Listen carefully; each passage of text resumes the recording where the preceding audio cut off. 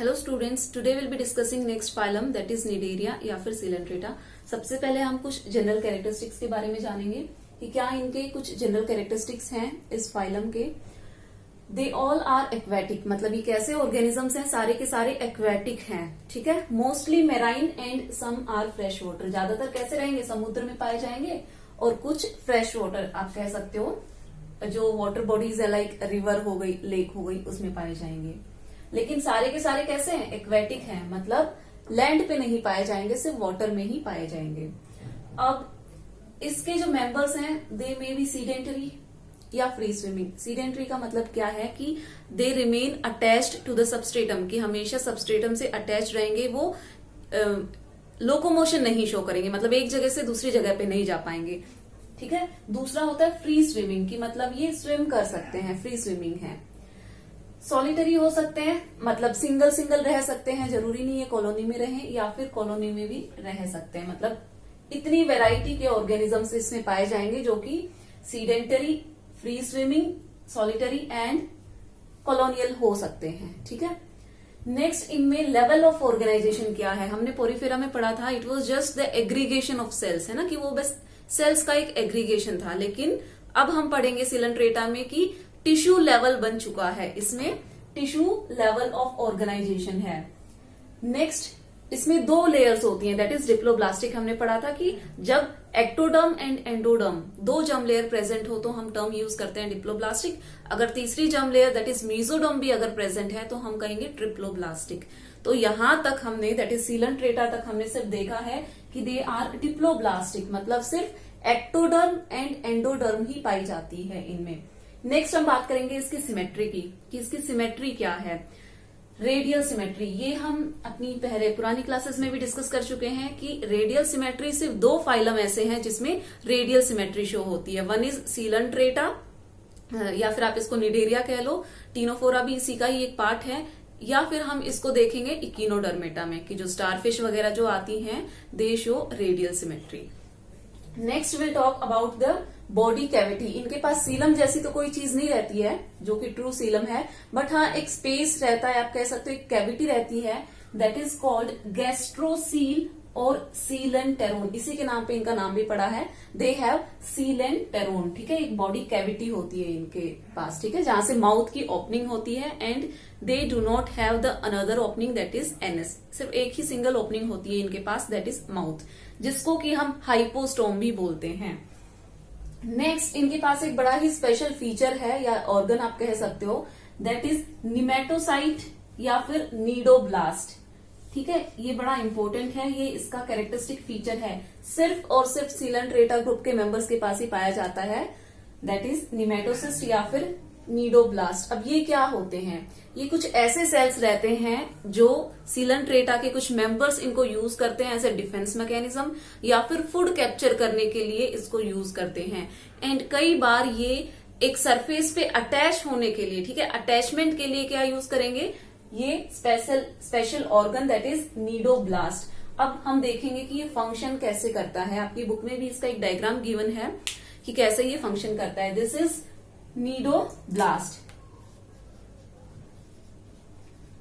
जो आपको दोनों डायग्राम दिखाई दे रहे हैं, दोनों के दोनों क्या है, नीडोब्लास्ट है, लेकिन ये क्लोज है और ये ओपन है। अब इसकी फंक्शनिंग चेक करेंगे, पढ़ेंगे कि कैसे ये फंक्शन करता है। इसमें आपको कुछ चीजें दिखाई दे रही होंगी, जैसे कि ये एक हुक लाइक स्ट्रक्चर आपको दिखाई दे रहा है। ठीक है, ये सेंसरी होता है, सेंसरी का काम करता है, मतलब कोई भी चीज अगर पास आएगी ना तो ये उस चीज को सेंस कर लेगा। दूसरा ये जो कवरिंग आपको दिखाई दे रही है, इसको मैं डार्क कर देती हूँ थोड़ा, दिस इज ओपर्कुलम, मतलब आप इसको ना एक लिड जैसा समझ सकते हो, ढक्कन जैसा समझ सकते हो। ठीक है, कि जब भी कोई ऑर्गेनिज्म किसके पास आएगा, सिलेंट्रेटा के किसी भी मेंबर के पास में आएगा, फॉर एग्जाम्पल यहाँ पर हम हाइड्रा का एग्जाम्पल ले लेते हैं, क्योंकि जनरली ये टेंटिकल्स पे लगे रहते हैं, कौन, नीडोब्लास्ट। ठीक है, समझ लो ये यहाँ पे टच हुआ, कोई दूसरा ऑर्गेनिज्म, इनका प्रीडेटर आया कि इनको खाने के लिए आया, तो ये सेंस कर लेगा और ये जो ओपर्कुलम है ये ओपन हो जाएगा। ओपन होने के बाद में कैसा दिखेगा, देखो यही ओपर्कुलम है जो कि ओपन हो गया है। ठीक है, जैसे ही ये ओपन होगा, इसके अंदर से ये एक चीज आपको दिखाई दे रही होगी, थ्रेड लाइक स्ट्रक्चर। ठीक है, ये जो थ्रेड लाइक स्ट्रक्चर है इसके ऊपर बहुत सारे कांटे कांटे जैसे स्ट्रक्चर आपको दिखाई दे रहे होंगे। क्लोज स्ट्रक्चर में ये जो थ्रेड लाइक जो स्ट्रक्चर आपको दिखाई दे रहा है ये कैसा है, इसके चारों तरफ लिपटा हुआ है, एनक्लोज्ड है अभी ये, ठीक है, मतलब इनएक्टिव फॉर्म कह लो आप इसको कि अभी एक्टिवेटेड नहीं है, ठीक है। लेकिन जैसे ही कोई ऑर्गेनिज्म, जैसे ही कोई प्रीडेटर इसके पास में आएगा तो क्या हो जाएगा, ये ओपेकुलम ओपन हो जाएगा और तुरंत ये शूट हो जाएगा, मतलब बाहर की तरफ निकल के आएगा। कौन, ये थ्रेड लाइक स्ट्रक्चर जो है, ठीक है। और इसके ऊपर क्या लगे हुए हैं, बहुत सारे कांटे लगे हुए हैं। And they secrete A toxin, और ये एक टॉक्सिन सब्सटेंस को सिक्रीट करते हैं जो कि प्रीडेटर को पैरालिसिस कर देता है। मतलब कोई भी जो ऑर्गेनिज्म इनको खाने के लिए आएगा उसको एक तरीके से पैरालाइज हो जाएगा, वो ऑर्गेनिज्म मूव नहीं कर पाएगा ड्यू टू द टॉक्सिन। एक जो टॉक्सिन ये सिक्रीट करता है उसकी वजह से। ये इसका स्ट्रक्चर आपको समझ में आया, इसका फंक्शन भी समझ में आया।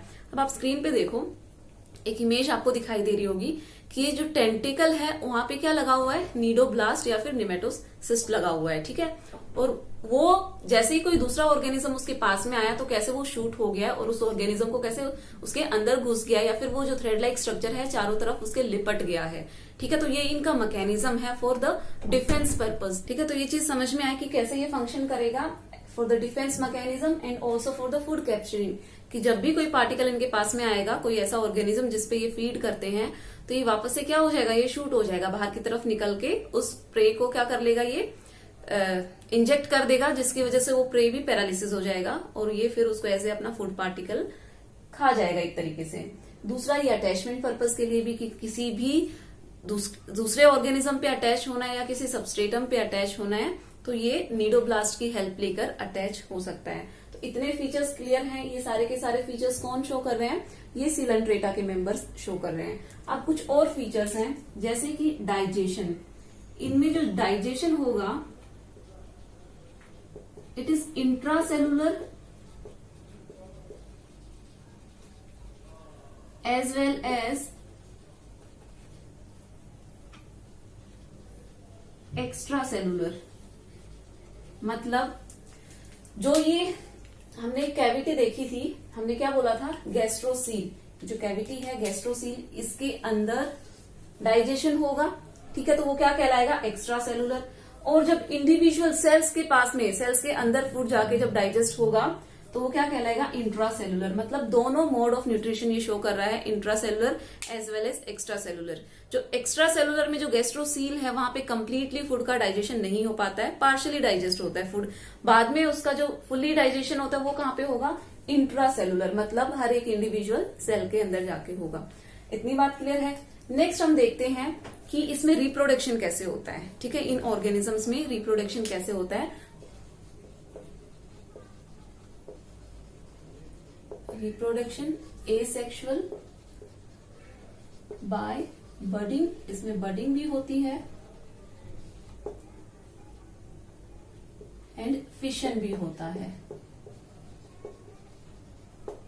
एंड सेक्सुअली ये कैसे रिप्रोड्यूस करेगा, बाय गैमेट फॉर्मेशन। कोई भी देखो, जब भी हम किसी ये बोलेंगे कि रिप्रोडक्शन इज सेक्सुअल, तो आपको एक चीज पता होनी चाहिए कि हमेशा गैमेट का फॉर्मेशन जरूर होगा, ठीक है। मेल एंड फीमेल गैमेट का, उनके फ्यूजन से ही नेक्स्ट जनरेशन आएगी, ठीक है। इसीलिए वो कहलाएगा sexual reproduction.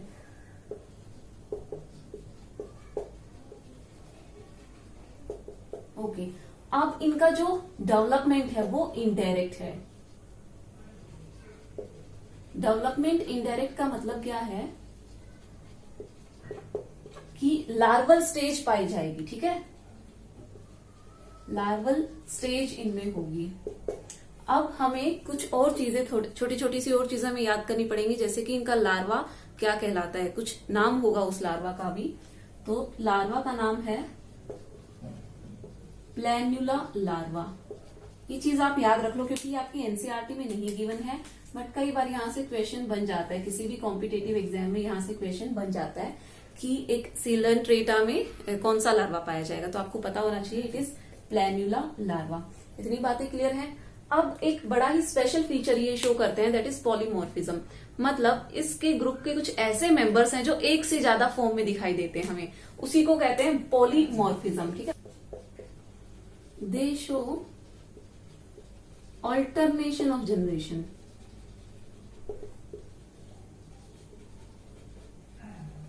Alternation of generation इसमें देखने को मिलती है। इसी को हम मेटाजेनेसिस भी बोलते हैं। ठीक है, मतलब एक ऑर्गेनिज्म जो एक बार सेक्सुअली डिवाइड करेगा फिर एसेक्सुअली डिवाइड करेगा। जैसे कि समझो, आप इसको कैसे समझोगे कि एक बार सेक्सुअल रिप्रोडक्शन हुआ इसमें, ठीक है, तो ये कुछ चीज फॉर्म कर रहा है, मतलब एक ऑर्गेनिज्म को पैदा कर रहा है एक तरीके से सेक्सुअली। और वो जो ऑर्गेनिज्म पैदा हुआ, फॉर एग्जाम्पल, ये कैसे रिप्रोड्यूस करेगा? अब ये एसेक्सुअली रिप्रोड्यूस करेगा। ठीक है, मतलब वापस से ये इस वाले ऑर्गेनिज्म को कैसे बना रहा है? एसेक्सुअली बना रहा है। तो ये ऑल्टरनेशन ऑफ जनरेशन हो रहा है ना, कि एक ही इंडिविजुअल में एक बार सेक्सुअल रिप्रोडक्शन को देखने को मिल रहा है तो दूसरे में एसेक्सुअल रिप्रोडक्शन देखने को मिल रहा है। तो ये क्या कहलाता है? Metagenesis, that is alternation of generation. ठीक है, इतनी बात क्लियर है। अब हम देखेंगे कि ऐसे कौन से एग्जाम्पल्स हैं जो कि ऑल्टरनेशन ऑफ जनरेशन शो करते हैं और वो क्या कहलाते हैं। एक होता है पॉलिप, एक होता है मेड्यूसा।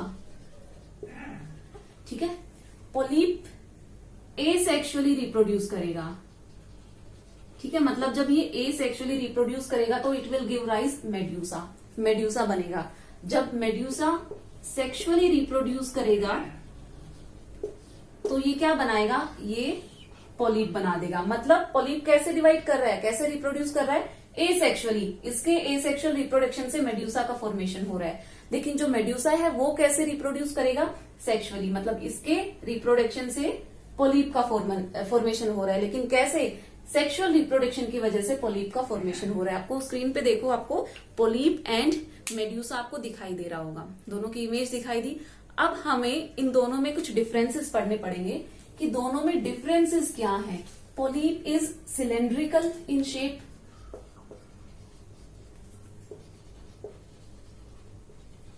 जो पॉलिप है ये सिलेंड्रिकल है। ठीक है, जैसा कि आपको इमेज में दिखाई दिया था, सिलेंड्रिकल इसका स्ट्रक्चर है। लेकिन जो मेड्यूसे है इट इज अम्ब्रेला शेप्ड, ये अम्ब्रेला शेप्ड था। ठीक है, इसका जो स्ट्रक्चर था कैसा था? वो अम्ब्रेला लाइक स्ट्रक्चर था। ये सेसाइल है। ठीक है, मतलब जो पॉलिप है ये सेसाइल है, एक अपने सबस्ट्रेटम पे अटैच रहेगा और वहीं पे बस ऐसे हिले डुलेगा, एक कह सकते हैं आप, लोकोमोशन नहीं शो करेगा। लेकिन मेड्यूसा का क्या है? इट इज मोटाइल, कि ये मोटाइल है ये। ठीक है, कि मूव कर सकता है, मतलब लोकोमोशन शो करता है कि एक जगह से दूसरी जगह पे ये जा सकता है। तो ये दो आपने इसके बेसिक डिफरेंस देख लिए। एंड पॉलिप है जो एसेक्सुअली रिप्रोड्यूस करेगा। ठीक है, जैसा कि हमने यहाँ पे भी देखा है, एसेक्सुअल रिप्रोडक्शन शो करेगा। कौन? पॉलिप। एंड मेड्यूसा कैसे डिवाइड करेगा, कैसे रिप्रोड्यूस करेगा? सेक्सुअली। तो ये तीन चीजें, तीन डिफरेंसेस इनके बीच में आपको याद होने चाहिए। इनका डायग्राम भी देखा तो इतनी चीजें आपको पता होनी चाहिए।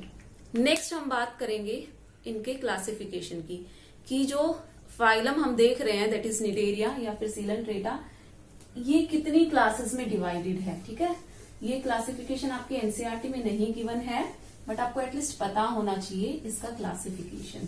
तो हम सबसे पहले स्टडी करेंगे, सिर्फ क्लासेस का नाम हमें याद रखना है।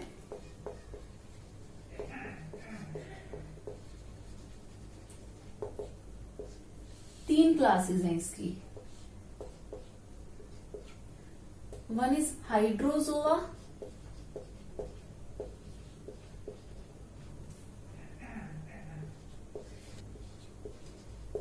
Scyphozoa and Anthozoa. ये तीन क्लासेस हमें पता होनी चाहिए कि ये तीन क्लासेस कौन कौन सी हैं, किसकी हैं। ये निडेरिया की हैं।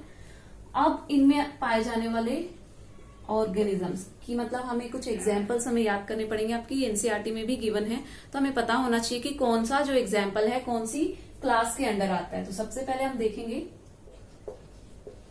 हाइड्रा। ठीक है, जो हाइड्रा है ये किस में आएगा? हाइड्रोजोआ इसकी क्लास है। फाइसेलिया, फाइसेलिया को हम और क्या बोलते हैं? Portuguese man of war. ठीक है, इसका एक कॉमन नेम है, इनको हम किसी कॉमन नेम से भी जानते हैं, और एक इनका साइंटिफिक नेम है। तो ये दोनों नाम आपको पता होने चाहिए कि ये बार एग्जाम में यही पूछ लिए जाते हैं, ठीक है। एंड ओबेलिया, ये तीनों के तीनों क्या है, ये हाइड्रोजोआ इस वाली क्लास में आते हैं। अब हम देखेंगे कि स्काइफोजोआ के अंदर कौन कौन से आते हैं। इसमें आएगा ओरेलिया, ओरेलिया जिसको कि हम जेलीफिश भी बोलते हैं। Actually it is not a fish, ठीक है, ये फिश नहीं है। और इसमें गोरगोनिया, तो ये इसके कुछ एग्जाम्पल्स हैं, इनको आप लर्न कर लेना। बाकी एक दो एग्जाम्पल और हैं आपकी एनसीईआरटी में गिवन है, जैसे कि पेनेट्यूला, ये भी एक एग्जाम्पल है किसका, आपका निडेरिया का, दैट इज सीलंट्रेटा। तो यहाँ पे ये कंप्लीट होता है हमारा ये वाला फाइलम। नेक्स्ट फाइलम है जो कि कभी कभी हम इसी के अंडर, देखो ये ना बहुत ज्यादा डिस्टिंग्विश नहीं है ये दोनों मेंबर्स, कौन कौन से, टीनोफोरा एंड सीलंट्रेटा। सीलंट्रेटा के अंडर ही हम टीनोफोरा को भी स्टडी करते हैं, लेकिन हमारी एनसीईआरटी में ये अलग से दिया हुआ है, तो हम इसको एक बार अलग से देख लेते हैं।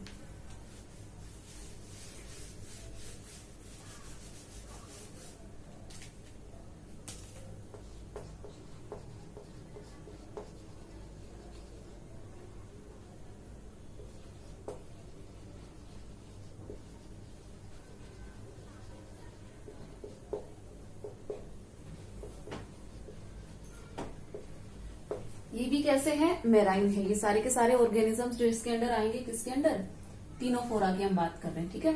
सारे के सारे ये भी मेराइन है। एग्जैक्टली वही कुछ कैरेक्टरिस्टिक्स हैं जो हमने अभी सीलंट्रेटा के अंडर पढ़े थे, ठीक है। तो ये भी कैसे होंगे, डिप्लोब्लास्टिक होंगे। एंड सिमेट्री भी कैसी होगी, इनकी रेडियल सिमेट्री होगी। ऑर्गेनाइजेशन कैसा होगा बॉडी का, टिश्यू लेवल ऑफ ऑर्गेनाइजेशन। सिर्फ इनमें क्या डिफरेंस है कि इनका, पहले आप डायग्राम देखो, स्क्रीन पे एक डायग्राम दिखाई दे रहा होगा। इसको याद रखने के लिए आप एक फुटबॉल को याद रख सकते हो, एक फुटबॉल जैसा या वॉलीबॉल जैसा आपको डायग्राम दिखाई दे रहा है, जिसपे कुछ स्ट्रिप्स बनी हुई हैं, ठीक है। And they are 8 in numbers, ये 8 है नंबर्स में, ठीक है, कुछ स्ट्रिप्स बनी हुई हैं, और ये कहलाती है कोम्ब प्लेट। इनको हम क्या कहते हैं, जो स्ट्रिप्स हैं, 8 जो स्ट्रिप आपको दिखाई दे रही हैं, दे आर कोम्ब प्लेट। इनको और नाम से भी जाना जाता है, वॉलनट के नाम से जाना जाता है, एंड कोम्ब जेली के नाम से जाना जाता है, ठीक है। सी वॉलनट एंड कोम्ब जेली, इनके नाम से भी जाना जाता है। स्ट्रक्चर आपने देख ही लिया है। तो जो इनकी जो कोम्ब प्लेट्स होती हैं, ठीक है, ये सिलिएटेड होती हैं। आपको दिखाई दिया होगा कि उसपे कैसे कांटे कांटे से कुछ लगे हुए थे, है ना, थ्रेड लाइक स्ट्रक्चर आप कह सकते हो। वो किसमें हेल्प कर रही हैं, दे हेल्प इन लोकोमोशन। मतलब सिर्फ एक ही इनके पास आप कह सकते हो ऑर्गन एक्स्ट्रा है, that is comb plate, and वो भी कैसी है, सिलिएटेड है एंड यूज्ड फॉर लोकोमोशन। इतनी बात क्लियर है। अब इस ग्रुप के जो मेंबर्स हैं, इनके पास एक पावर आप कह सकते हो कि दे शो बायोल्यूमिनेंस, ठीक है, कि बायोल्यूमिनेंस ये शो करते हैं। What is bioluminescence, it is nothing but emitting the light, ठीक है। इनके अंदर आप कह सकते हो एक ऐसी केमिकल रिएक्शन चलती है जिसकी वजह से लाइट एमिट होती है। जैसा आपने जुगनू को देखा होगा, है ना, अंधेरे में रात में देखते हैं जुगनू चमकता हुआ नजर आता है, ठीक है। तो जो जुगनू है वो भी क्या शो कर रहा है, बायोल्यूमिनेंस शो कर रहा है। ऐसे ही कुछ एग्जाम्पल्स आप स्क्रीन पे एक इमेज देखो, सी बीच की एक इमेज है, ये रात में ली गई इमेज है। क्या दिखाई दे रहा है आपको कि कैसे कि कुछ चमकते हुए ऐसे चीजें आपको दिखाई दे रही हैं कि पूरा बीच कैसे जगमगा रहा है एक तरीके से। तो ये लाइटनिंग कहाँ से आ गई, ठीक है, ये सब जो आपको दिखाई दे रही है इतना चमकता हुआ, ये सब कहाँ से आ गया। ये यही ऑर्गेनिजम्स हैं जो कि बायोल्यूमिनेंस शो कर रहे हैं, ठीक है। जब ये रात में से किनारे पे आ जाते हैं, समुद्र के किनारे पे आ जाते हैं, तो ये लाइट एमिट करते हैं। दिन में भी करते हैं बट दिन में हमें दिखाई नहीं देती, ऑलरेडी सनलाइट इतनी ज्यादा रहती है, तो ये हमको रात में बहुत इजीली ऑब्जर्वेबल हो जाते हैं, ठीक है। तो एक पावर है इनके पास, आप कह सकते हो, दैट इज बायोल्यूमिनेंस। लिखेंगे हम, दे शो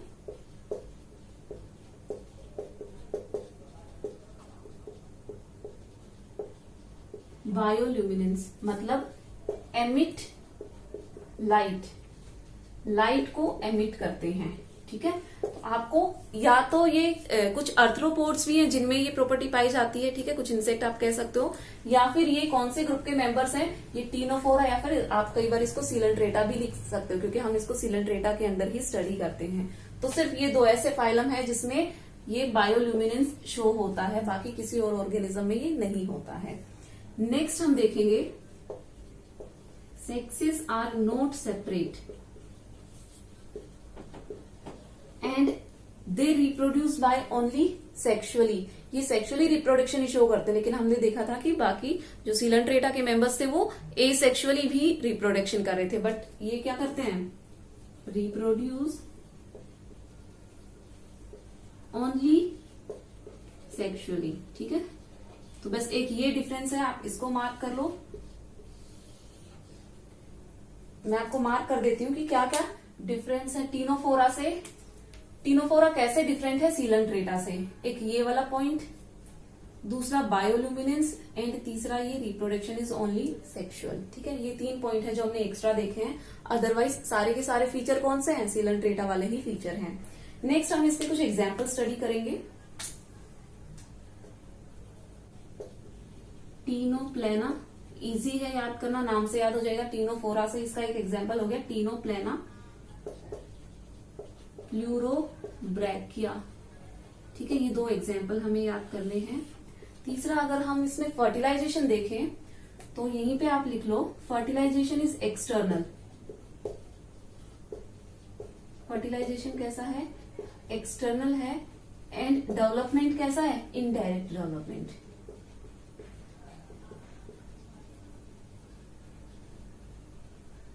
तो ये कुछ फीचर हमने देखे किसके, टीनोफोरा के। तो ये 2 फाइलम यहीं पे कंप्लीट होते हैं, दैट इज सीलेंट्रेटा या फिर निडेरिया एंड टीनोफोरा, ये दोनों फाइलम हमारे यहीं पे कंप्लीट होते हैं। अब नेक्स्ट क्लास में हम देखेंगे प्लैटीहेल्मिन्थस को कि वो कैसे डिफरेंट हैं। ठीक है, अब आप एक चीज ऑब्जर्व करना कि एक एवोल्यूशनरी रिलेशनशिप चलती आ रही है। ठीक है, जो चीजें हमने पोरिफेरा में देखी कि वो एकदम प्रिमिटिव काइंड ऑफ ऑर्गेनिजम्स थे, उनका थोड़ा सा मॉडिफिकेशन हमने किसमें देखा, सीलेंट्रेटा के अंदर देखा। अब हम प्लैटीहेल्मिन्थस में और कुछ डेवलप्ड फीचर्स हम देखेंगे, तो आप कह सकते हो कि ये एक एवोल्यूशनरी रिलेशनशिप इनमें नजर आएगी। ठीक है, तो ये टॉपिक हम यहीं पे कंप्लीट करते हैं। अब अगली क्लास में हम प्लैटीहेल्मिन्थस को स्टार्ट करेंगे।